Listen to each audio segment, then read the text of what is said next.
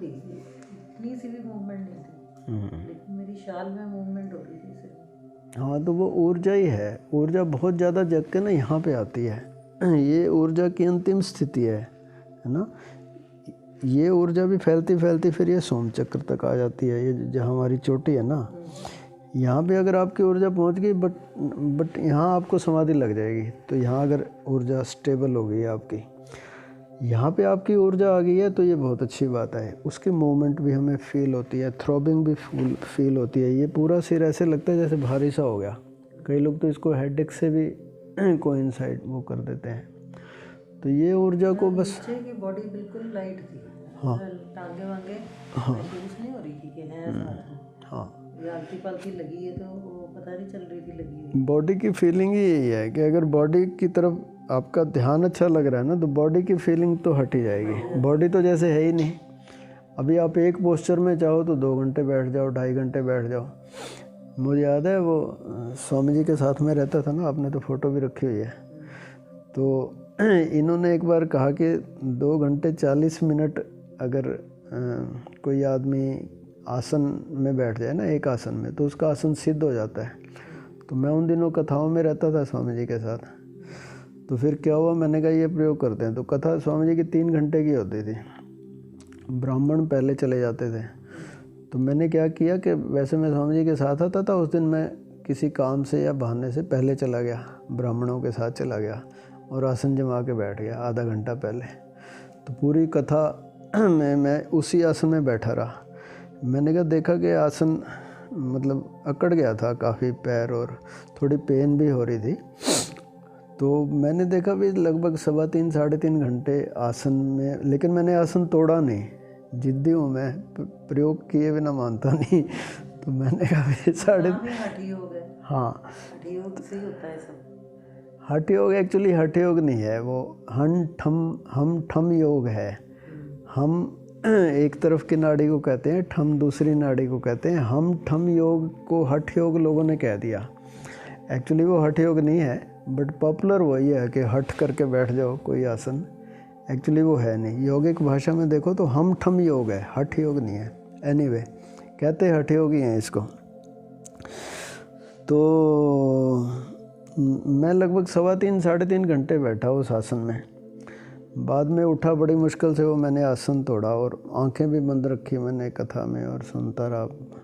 But मैंने देखा कोई भाई स्वामी जी कह रहे थे कुछ सिद्धि विद्धि हो गई। तो मैंने कहा भाई हुई नहीं कुछ, मतलब।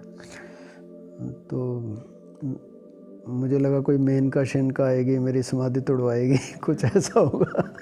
कुछ भी नहीं होगा। तो असल में वो ये है, उल्टा है। अब हम प्रयोग करते हैं तो पता चलता है। मैं आसन लगाऊंगा ना, उसे बहुत लोग आसन लगा रहे हैं 2.5 घंटे, मैंने भी लगा के देखा। लेकिन अगर आप ध्यान में चले गए ना, आप नाद सुन रहे हो, आप एक आसन में रह सकते हो 2.5 घंटे 4 घंटे। वो आसन की सिद्धि कह लो या वो नाद की सिद्धि कह लो। नाद की सिद्धि वैसे बिल्कुल दूसरी बात है।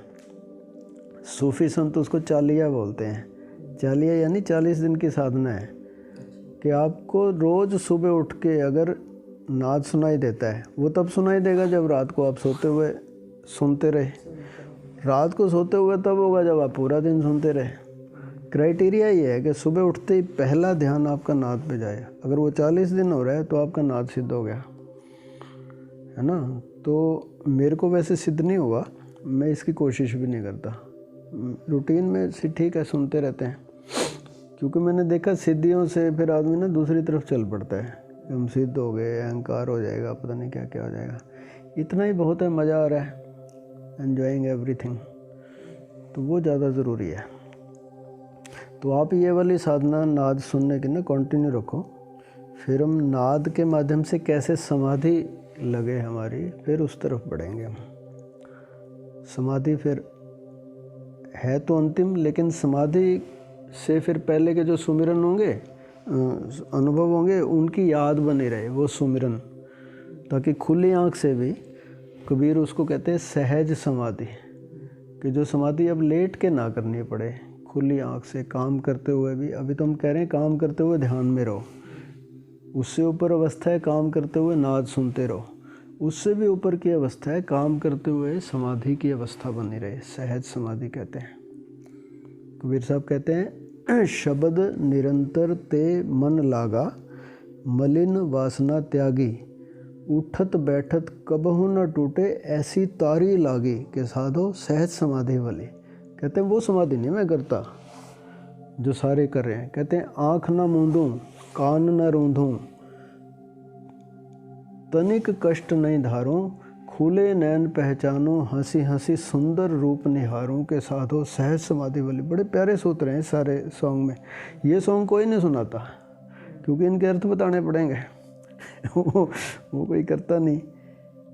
कहते हैं अब मैं समाधि के लिए ना तो आँख बंद करता, आँख ना मूंदूं, कान ना रूंदूं, कान में ईयर प्लग नहीं डालता, तनिक कष्ट नहीं धारूं, मैं कोई साधना कोई तप तपस्या करता ही नहीं, खुले नैन पहचानूं हंसी हंसी। कहते खुश रहता हूँ और खुले नैन से तुझे मैं पहचानता रहता हूँ, सुंदर रूप निहारूं, है ना। तो ऐसी साधना में धीरे धीरे करनी है कि सब खुली आँख से काम करते हुए भी सहज समाधि की अवस्था बनी रहे।